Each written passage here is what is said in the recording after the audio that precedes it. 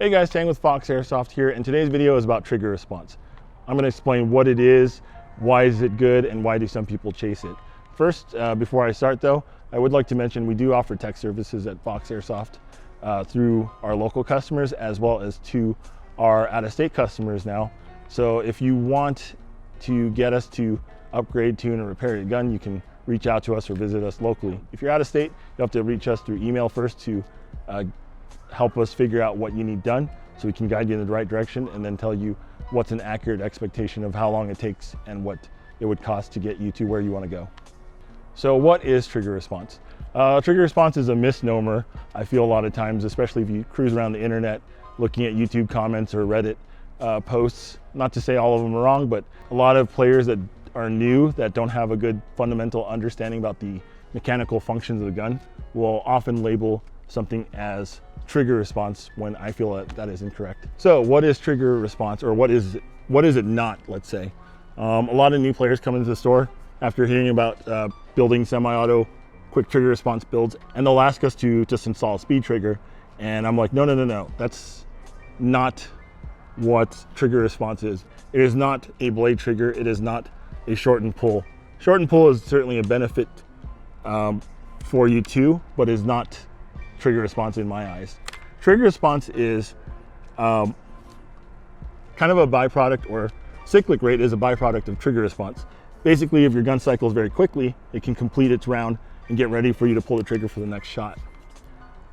People who really like good trigger response are often semi-auto players, be it players that are stuck playing CQB fields that only allow semi-auto, or there's certain rules against full auto. So they want to deliver as many rounds as possible with the least amount of effort. So they'll tune the gun to its maximum mechanical capability as far as semi-auto goes, and trigger response is one of those aspects. On an electric gun, what you have here is when you pull the trigger, you are completing a circuit. That circuit draws juice from the battery, goes through the switch, goes into the motor, turns the gears, draws back that piston, releases, and fires a shot. All that is part of the trigger response, I would say. Namely, how fast you can get the gun to complete its cycle. So a stock gun operates pretty well. It's not gonna be super fast, so when you pull the trigger, it'll do what you want, but for those who have been playing for a little bit, maybe in their head there exists that delay that might be the difference between them getting 3 shots on target versus just firing 3 shots very slowly. The way people manipulate the trigger response is usually through a lot of internal tuning. So if you are after that, be prepared to spend some money, because you're going to be tuning many little aspects of the gun to get that ultimate performance. And another thing to add to that is even as you hot rod these guns, they don't become more reliable necessarily. I'd say your chances of the gun going down, if you do some extreme tuning, could even be amplified a little bit, because now you're running high performance for the same duration of time as a stock gun that doesn't have to work as hard. So to shorten that response and that cyclic time, some people go as far as to change the gearing system. You could do faster gears. Most guns are 18-to-1 gears. You could go 16-to-1, 14-to-1, 13-to-1, 12-to-1, could go on. That does speed it up quite a bit, and that will get you that result. When you're tuning like that, you're gonna have a give and take. What happens is your gun might not be able to feed fast enough, so you have to address that separately. Some people go to the extreme by shortening the cycle of the piston completely by using something called a dual sector gear and a short stroke piston. That's kind of going against what the gearbox was designed for, so you're gonna need a lot of tuning and knowledge to do that. However, you can achieve a really high cyclic rate and rate of fire even on a single sector gear, so you do not have to go as far as a dual sector gear. You can still stay traditional and run most common parts, and the gun can do 99% of what you want it to do. Okay, moving on from the gears, you could do the motor. Motor is probably one of the things I would address first.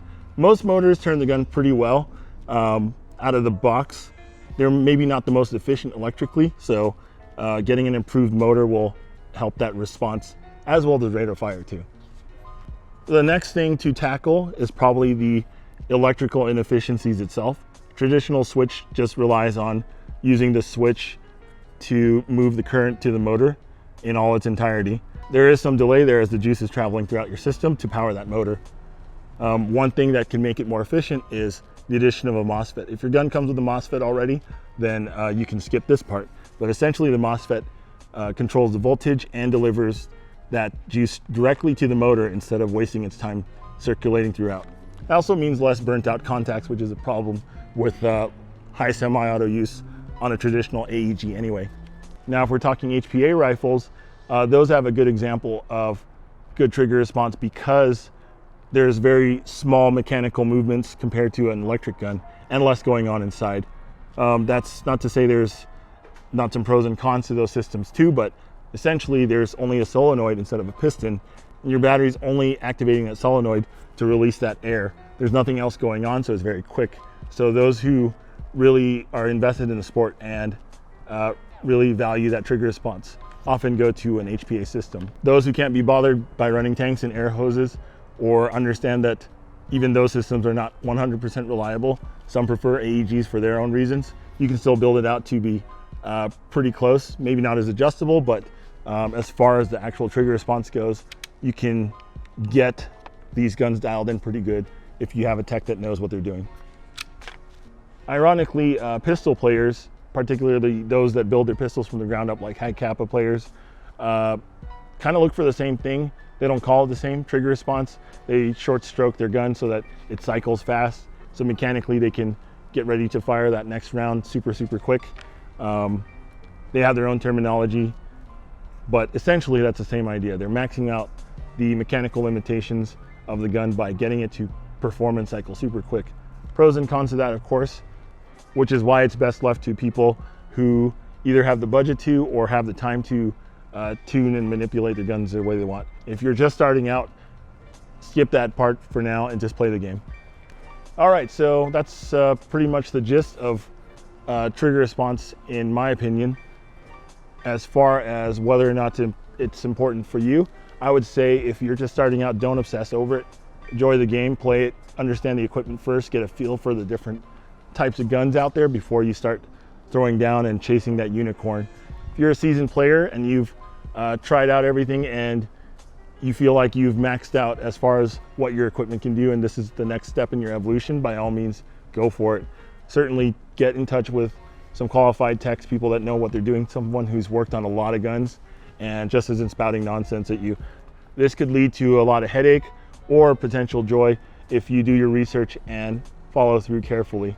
One thing is, if you're on a budget, don't even consider this kind of stuff.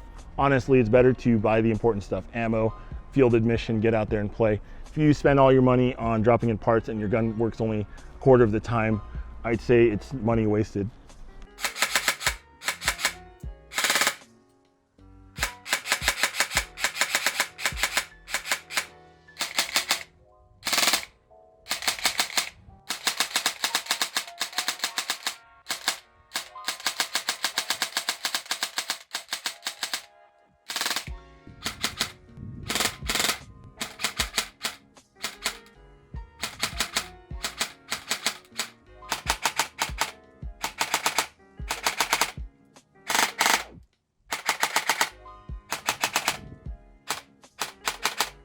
All right, so that's my hot take on trigger response in a nutshell.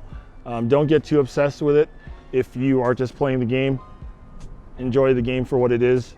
Use the equipment you have, and then address the tuning issues or upgrade as you go and as you discover the needs.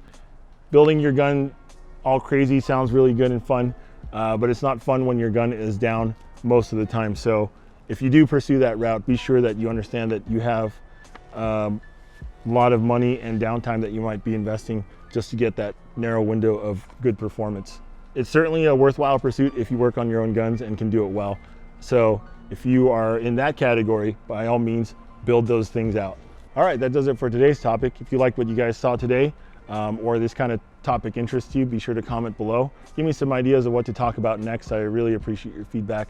And also just, of course, subscribe to our channel, follow our YouTube, Facebook, Instagram, and so on. We love having you guys stick around and supporting us, and we love supporting you guys by giving you some good content. I am Tang from Fox Airsoft, and I'll see you guys later.